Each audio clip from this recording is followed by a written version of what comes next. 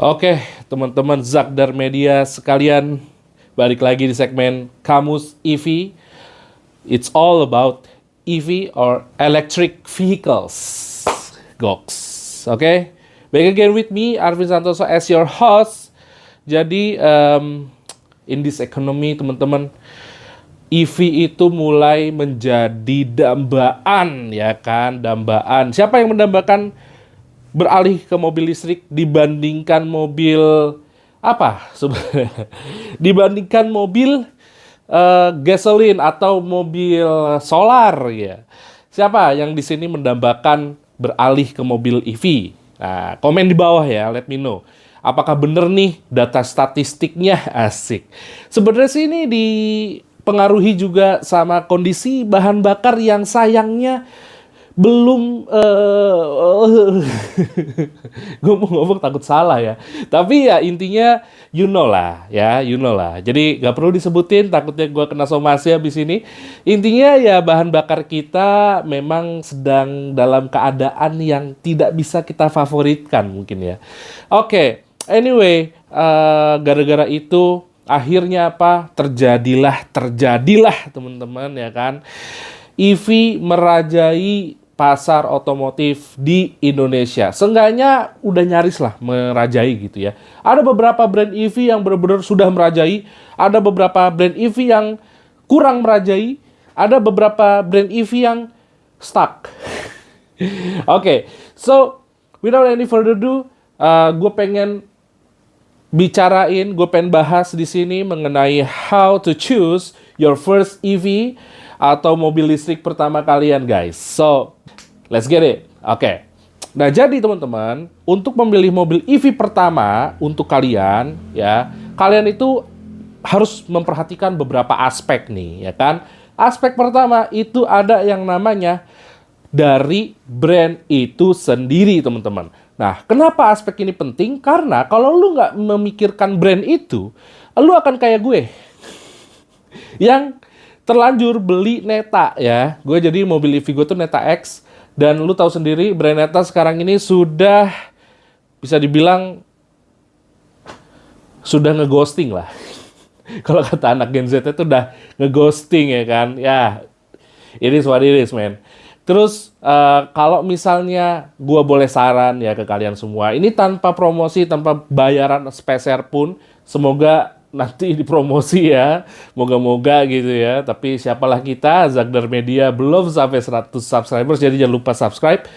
Kalau gue boleh berpendapat gitu, kalian itu belilah mobil-mobil dari brand yang sangat kuat gitu ya. Sangat kuat tuh dalam artian ya secara company-nya, secara ATPM-nya itu sangat bagus, sangat besar gitu ya. Nah, gue menyarankan sekali untuk kalian beli mobil dari Chery, ya, Chery. Terus dari BYD, ya. Dan kalau merek kita sendiri itu pasti dari Polytron, teman-teman. Tenang aja, Polytron itu punya grup jarum. Jadi insya Allah aman. Tahu sendiri kan gitu ya. Kalau misalnya kalian beli yang belum terbukti, belum terjamin, jangan marah-marah kayak gue kalau misalnya tiba-tiba cabut gitu. The next one is kalian juga harus memperhatikan dari kapasitas baterainya, battery capacity, teman-teman. Kapasitas baterai itu menurut gue sangat penting, tidak hanya karena mempengaruhi kilometer, tetapi juga karena mempengaruhi efisiensi saat kalian ngecas. Nah, kenapa bang begitu? Bukannya lebih kecil, lebih efisien? Belum tentu, teman-teman, karena setiap kali kita ngecas, kita itu selalu memiliki daya yang terbuang, teman-teman. Kalau kalian ngecas di rumah dengan home charging kalian, itu kalian harus memperhatikan daya yang terbuang dari setiap pengecasan. Dan itu kan hanya terjadi saat kalian ngecas. Nah, jika mobil kalian dibekali dengan KWH yang jauh lebih tinggi, ya, capacity baterainya itu lebih tinggi, lebih banyak, lebih besar, maka kalian akan cenderung tidak sering-sering ngecas. Jadi power loss-nya itu jadi lebih berkurang dibandingkan dengan yang capacity dari baterainya itu rendah gitu. Contoh, misalnya kalian hanya di mobil EV kalian itu hanya sampai perkiraan ya, estimasinya tuh 300 kilo. Nah, realnya bisa di 250, 280 paling bagus. Nah, kalian setiap kali keluar itu menempuh jarak 100 kilo. Nah, otomatis itu kan udah setengahnya nih, udah setengahnya ya. Setengah lebih lah ya.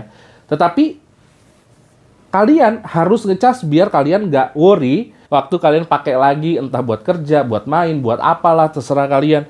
Intinya perhatikan KWH-nya, perhatikan battery capacity-nya teman-teman. The next one, maybe this is the last one, itu udah pasti adalah dari fitur. Nah, teman-teman harus tahu semua ya, fitur itu ada yang berguna, ada yang lebay, gitu. Fitur tuh nggak selamanya bagus teman-teman, gitu. Karena di fitur itu ada yang very useful, ada yang kita sebenarnya nggak perlu, tapi ada dan malah nyebelin, gitu ya. Contoh, ADAS. ADAS nih, ya kan? Nah, ada ADAS yang nyebelin, ada ADAS yang kita butuh. ADAS yang kita butuh apa? Kayak Adaptive Cruise Control. Nah, kayak apa namanya, lane keeping assist, gitu ya. Terus yang berhubungan dengan itulah. Tapi yang kita nggak butuhin apa? Coba di Jakarta lah lebih tepatnya. Itu adalah anti collision assist atau apalah itu, pokoknya yang dia itu ngerem sebelum terjadi tabrakan. Dan lu tahu kalau di mobil Neta gue itu ngeremnya itu kapan? Ngeremnya itu ibarat kata jarak orangnya itu sekitar berapa ya? Sekitar berapa? Jauh, masih jauh lah teman-teman, masih jauh lah gitu. Gue bisa ngerem sendiri gitu loh. Ini dia ngerem, tiba-tiba dar. Nah, itu bisa mengakibatkan tabrakan teman-teman. Nah, itu nggak perlu banget dan nggak penting banget tuh. Jadi kalaupun mau ada, benar-benar harus yang deket lah gitu, deket baru dia ngerem gitu. Kalau misalnya dari masih jauh banget ngerem gitu kan, orang juga wagu, lihatnya kan aneh ya teman-teman ya. Jadi itu sih teman-teman yang harus diperhatikan itu fitur. Itu sama terus terang nih fitur kulkas di mobil yang buat harian gitu ya. Maksud gue kan ada AC ya, ada AC gitu. Botol lu atau minuman lu tinggal taruh AC juga udah dingin gitu. Itu ada fitur kulkas yang gue nggak tahu tuh untuk kedepannya nih ya kan. Gue nggak tahu nih kedepannya malah ribetin nggak nih ya kan. Kita nggak tahu, belum tahu kita gitu ya. Terus sama apa? Fitur heater. Nah, ada tuh beberapa mobil listrik fitur heater ya. Kalau yang dingin nggak masalah teman-teman. Pantat kita dingin, back kita dingin. Itu mah aman aja, enak gitu ya. Karena kan kita hari-hari di Jakarta udah kepanasan gitu ya. Ngelihat orang dikit aja udah panas gitu ya.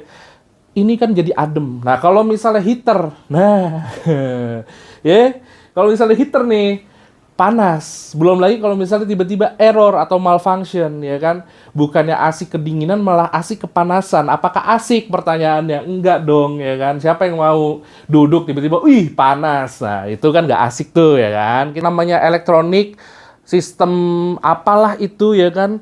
Bisa, suatu saat bisa aneh sendiri tuh dia. Aneh sendiri. Gak usah mobil Cina, mobil Eropa, mobil Jepang juga bisa kok begitu. Jadi bukan masalah tuh mobil Cina ya teman-teman ya. Kita nggak bahas itu. Tapi intinya yang namanya elektronik teman-teman. Ya kan, HP lu aja bisa tiba-tiba ngederdet. HP lu aja bisa tiba-tiba nggak tahu keluar lightsaber ya kan. Nggak ada Anakin Skywalker tiba-tiba ada lightsaber ya kan. Nah makanya itu hati-hati gitu. Nah jadi itu aja teman-teman ya yang bisa gue rekomendasikan untuk kalian, bisa gue share untuk kalian. Semoga ini membantu kalian semua. Dan semoga kita semua diberikan rezeki untuk beralih dari mobil bensin ke mobil listrik. Karena in this economy, kita hanya bisa geleng-geleng. Oke, thank you teman-teman udah menyaksikan sampai habis. Sampai jumpa di video berikutnya. Bye-bye.